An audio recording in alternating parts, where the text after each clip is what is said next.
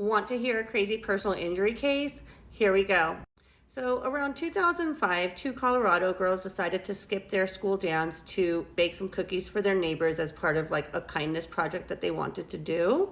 Since the girls wanted to stay anonymous, what they were doing was they went to 9 neighbors' homes and made sure that their lights were on or that there was some sort of activity so that they would know that somebody was home.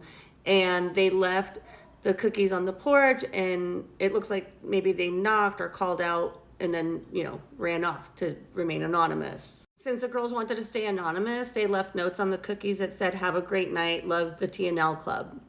Well, this cookie drop-off did not go over well with one of the neighbors, who apparently was frightened when she heard the girls on the porch, and when she had called out to them, they were already gone, so they didn't respond. So the neighbor ended up calling the police.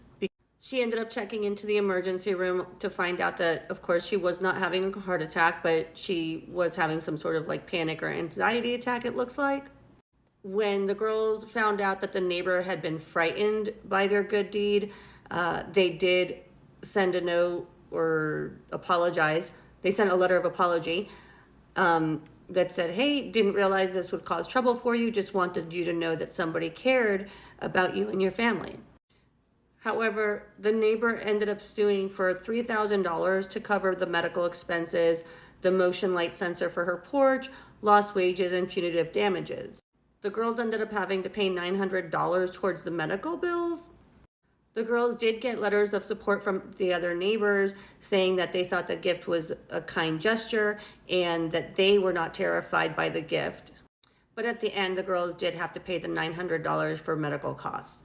And while the girls were upset at how this turned out, they said that it would not stop them from doing future acts of kindness.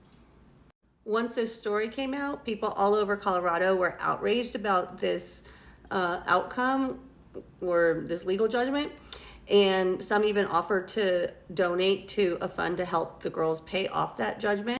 The girls did say that if they ended up with more money from those donations, that they would donate it to the Never Forgotten Scholarship Fund for students of Columbine High School, or if the donors preferred, the girls could use it towards their own college tuition.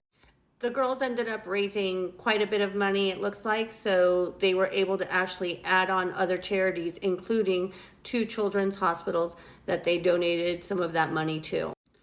Initially, the girls refused any statements to reporters after they lost their case, and only ended up going on a couple of talk shows after their neighbor had started talking to the media.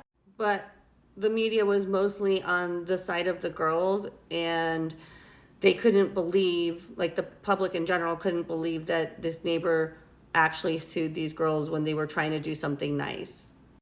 What are your thoughts about this case? Leave me a comment below.